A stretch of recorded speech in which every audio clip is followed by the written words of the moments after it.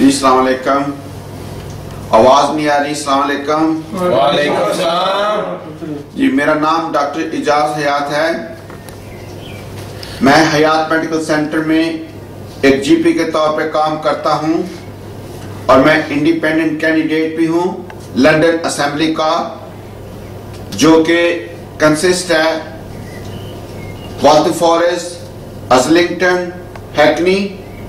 Election की तारीख है 3 मई 2012 और दिन है थर्सडे।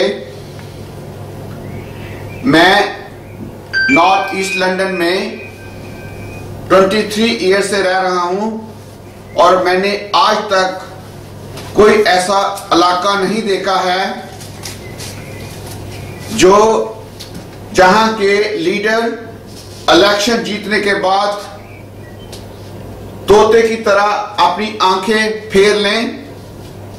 और वो मैं ऐसी जगह नहीं देखी जहां के लोग भी जानते हों कि यहां के लीडर किस तरह बदल जाते हैं।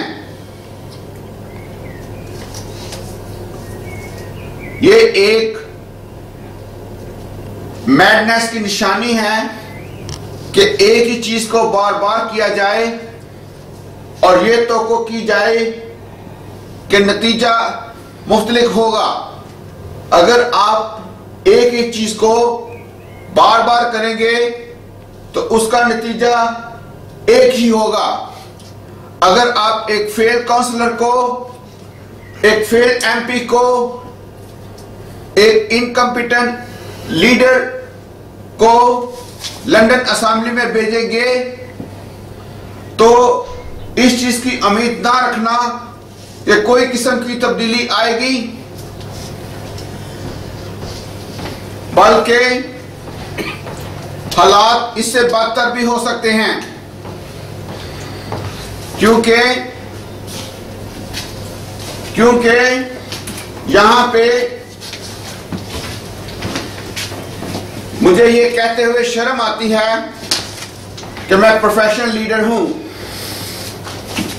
क्योंकि हमारे जो लीडर हैं उनके लिए चल्लू भर पानी में डूब जाने का मुकाम है अगर वो चीज ये नोट करें कि हमारे इलाके के क्या क्या मसाइल हैं। अगर आपको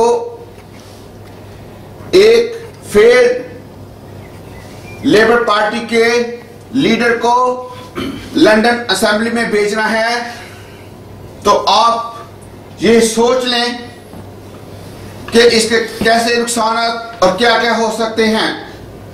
सबसे पहले वो लीडर आपकी जबान भी नहीं जानती, वो आपके कल्चर को भी नहीं जानती, वो आपकी कश्मीर में हुई लड़ाई को नहीं स्टॉप करा सकती। डॉक्टर हयात जिंदाबाद। डॉक्टर हयात जिंदाबाद। Vote vote vote vote doctor Hayat जिंदाबाद। और वो कश्मीर में, फलस्तीन में, अफगानिस्तान में खून की बहती हुई नालियां नहीं रोक सकती। मैं चाहता हूं कि हमारी फौज ना तो खुद मारी जाए, ना किसी दूसरे को मारा जाए। अगर आपने उस लेबर पार्टी की लीडर को ही लंदन असेंबली में भेजा तो आप इस बात की तवक्को ना करें कि वो अफगानिस्तान की, कश्मीर की, फलस्तीन की जंग की मुखालफत करेगी। लेकिन मैं आजाद फजाओं का एक आजाद लीडर हूं। अगर आप मुझे सिलेक्ट करेंगे तो खैबर से कराची तक, लंदन से ग्लासगो तक, वाल्थमस्ट्रो से अज़लिंगटन तक हर बंदे को पता चल जाएगा कि आपका लीडर डॉक्टर इजाज हयात है, वो कहां पे रहता है और वो क्वालिफाइड एमबीबीएस डॉक्टर है और आप उससे किस तरह राब्ता कायम कर सकते हैं। वो हयात मेडिकल सेंटर में सुबह 8 से लेके शाम 8 बजे तक लोगों से मिलता है, उसके मेडिकल और नॉन मेडिकल प्रॉब्लम सुनने के लिए, और इस बात की जरूरत है कि हमें अपनी बोरोस को बहुत जल्द बचाया जाए, वरना हमारे बच्चे जेलों में चले जाएंगे। जब एक बच्चा जेल में जाता है तो पूरा खानदान तबाह हो जाता है, उस बच्चे का फ्यूचर भी तबाह हो जाता है जो प्रिजन में जाता है, क्योंकि उसका एक क्रिमिनल रिकॉर्ड बन जाता है। जब गवर्नमेंट को एक फर्द को जेल में रखने के लिए 50,000 रुपये लगाने पड़ते हैं सालाना, और उसी एक यूथ को प्राइवेट कॉलेज में भेजने के लिए 35,000 रुपये लगाने पड़ते हैं, तो एक मॉरल सा क्वेश्चन है कि वो 15,000 pound youth centre private gym को दे दिए जाएं तो हमारी लाइफ किस तरह, हमारे यंग यूथ की लाइफ किस तरह बदल सकती है। डॉक्टर हियात जिंदाबाद, डॉक्टर हियात जिंदाबाद, vote vote, vote vote, doctor Hayat जिंदाबाद, डॉक्टर हियात को वोट दो।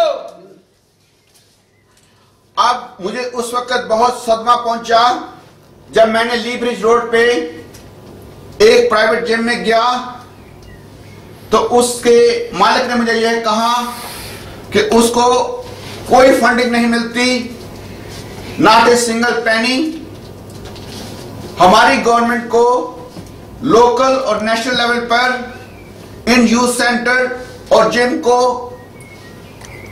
माली तौर पे मदद करनी चाहिए।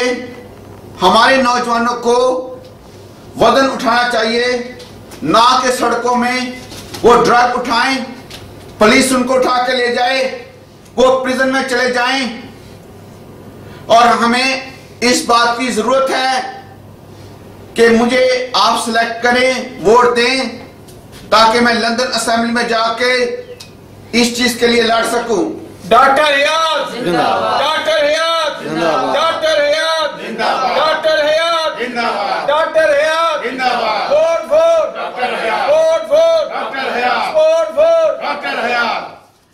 अब हमें बड़ी खुशी का मकाम है कि हमारे पास youthful, energetic, dynamic, talented, hard working force है, और मैं चाहता हूं कि मैं ऐसी इंफ्रास्ट्रक्चर बनाऊं, और हमारे लिए ये खुशकिस्मती का मकाम है कि हमारे इलाके में ओलंपिक लेगेसी है, फिर पोस्ट ओलंपिक लेगेसी भी होगी।